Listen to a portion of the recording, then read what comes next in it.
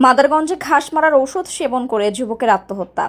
জামালপুরের মাদারগঞ্জে ঘাস মারার ঔষধ সেবন করে রাফিউল ইসলাম রিফাত নামে এক ২৬ বছর বয়সী যুবকের মৃত্যু হয়েছে।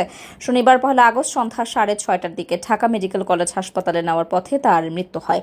এর আগে গত ১৩ জুলাই আত্মহত্যার উদ্দেশ্যে রিফাত ঘাস মারার ঔষধ সেবন করে।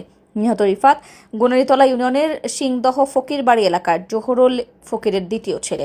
পারিবারিক সূত্রে জানা গেছে, মোটরসাইকেল কেনা বাবদ ও উন্নত রাষ্ট্রে যাওয়ার বায়না ধরে পরিবারের কাছে ১৫ থেকে ২০ লক্ষ টাকা দাবি করেছিলেন রিফাত। পরিবার টাকা দিতে অস্বীকৃতি জানালে বিভিন্ন সময় আত্মহত্যার হুমকি দেয় সে। এভাবেই চলতে থাকে কিছুদিন।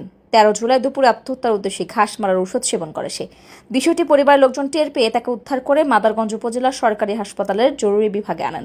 অবস্থার অবনতি হওয়ায় চিকিৎসক তাকে জামালপুর জেনারেল হাসপাতালে প্রেরণ করে। জেনারেল হাসপাতালে প্রাথমিক চিকিৎসা শেষে রিফাতকে ময়মনসিংহ মেডিকেল কলেজ হাসপাতালে নেওয়া হয়। শারীরিক অবস্থার অবনতি হওয়ায় তাকে ময়মনসিংহ মেডিকেল কলেজ হাসপাতালের আইসিইউতে চিকিৎসা দেওয়া হচ্ছিল।